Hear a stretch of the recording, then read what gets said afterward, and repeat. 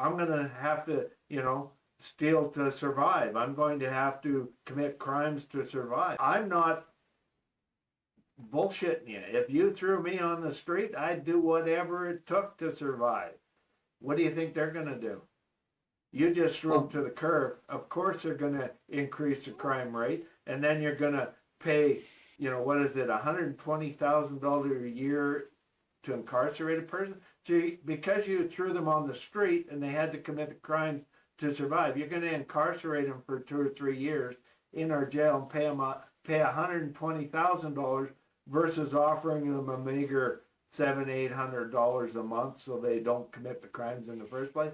That's what's happening right now in many of the streets across cities in Canada, and I'm getting tired of this beating down of people that force them to be criminals when they're not criminal in nature. They're just needing a helping hand up. What happened to these religious movements? What happened to this giving a helping hand to raise people above, being in poverty and having to commit crimes to survive? We have gone so far off the rails with our hatred of people beneath us. It's got to be pathetic. And we're seeing it from our politicians, and that's even worse because these politicians are supposed to represent our values. That is not my value. If I see somebody down and out, I offer them a helping hand. Why? Because it's going to prevent crimes, folks. It's going to prevent them from having to do things that they wouldn't normally have to do. Where do you think a lot of prostitutes come from? Women thrown out on the streets, broke, destitute.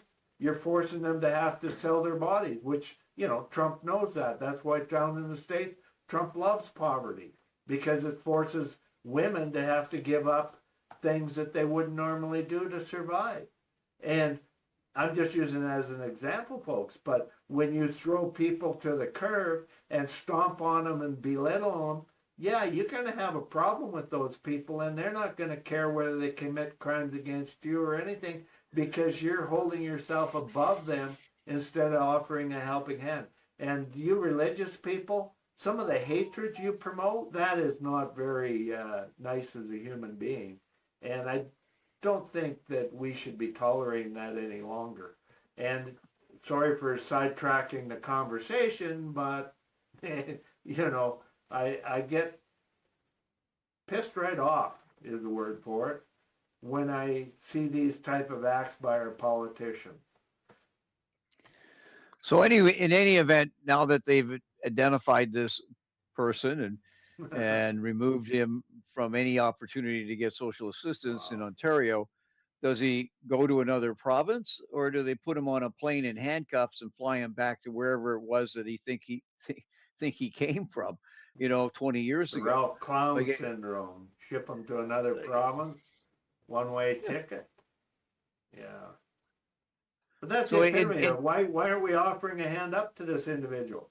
Why aren't we, saying, hey, we've got, we'll offer you help to become a citizen. We'll see what we can do to get you back to your country. Why belittle the person? Why make them hardships when it's not necessary? That's not my values. I will offer a hand to anybody in a dire situation, lest I be in that situation myself.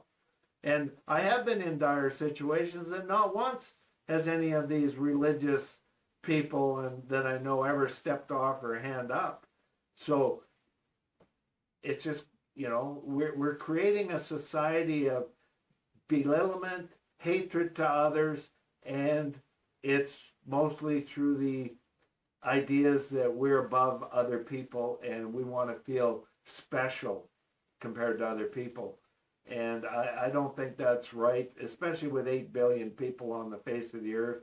Reality is going to come and bite us soon in the ass that we all are equal and we all should have the same rights and freedoms and services that everybody else has. And the wealthy should not have everything, and we beg and fight for the scrap. Subscribe to the channel, give us a like, and please share the video. Don't be afraid to share this commercial with your friends too.